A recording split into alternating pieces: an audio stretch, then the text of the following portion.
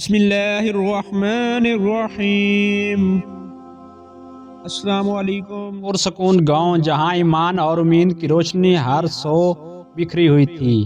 ایک ننھی سی بچی آیا کا مسکن تھا۔ کم عمری میں بینائی کھو دینے کے باوجود آیا کی دنیا دیکھنے کا انداز منفرد تھا۔ اپنے حوصلے اور ہمت کی وجہ سے وہ سب سے مقبول تھی اور اس کی بصیرت نظر کی حدود سے کہیں آگے تھی۔ اپنے دین پر مکمل یقین رکھنے والی آیا نے اسلام کی تعلیمات کو دل سے اپنایا تھا۔ اس کی صبح فجر کی اذان کی مدھم آواز سے ہوتی جو اس کے سادہ سے گھر میں گونجتی۔ وہ اگرچہ طلوع سحر کے رنگ نہ دیکھ سکتی مگر صبح کی عبادت کا سکون اس کے دل کا راحت بخشتا۔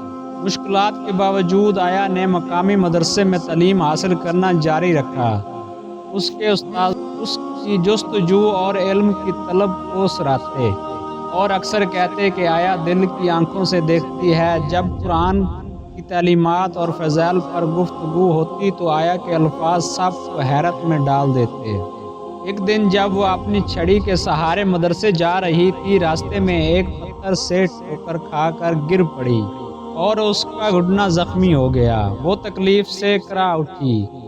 تبھی ایک راہگیر نے اسے سہارا دیا۔ اسے پہچان کر وہ نرمی سے بولا، بیٹی یاد رکھو اللہ تمہارے ساتھ ہے ہر آزمائش میں۔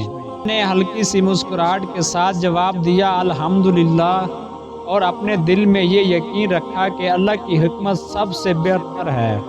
شکر گزاری کے جذبات کے ساتھ وہ آگے بڑھی۔ نبی کریم صلی اللہ علیہ وسلم کی وہ تعلیمات یاد کرتے ہوئے جو صبر اور شکر پر زور دیتی ہے گیا اور آیا اپنے ایمان میں مزید مضبوط ہوتی چلی گئی۔ وہ اپنے گاؤں میں روشنی کی کرن بن گئی اور بچوں کو محبت، ہمدردی اور ایمان کی قدریں سکھانے لگی۔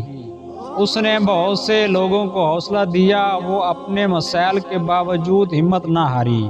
اس کی کہانی اس حقیقت کی دلیل تھی کہ روشنی ہمیشہ آنکھوں سے دیکھنے میں نہیں بلکہ دل اور روح کے ادراک میں ہوتی ہے۔ اس نے ثابت کیا کہ سچا نور ایمان کا ہوتا ہے جو ہر اندھیرے میں راہ دکھاتا ہے اور اللہ پر یقین ہمیں زندگی کے ہر امتحان میں سرخرو کر سکتا ہے۔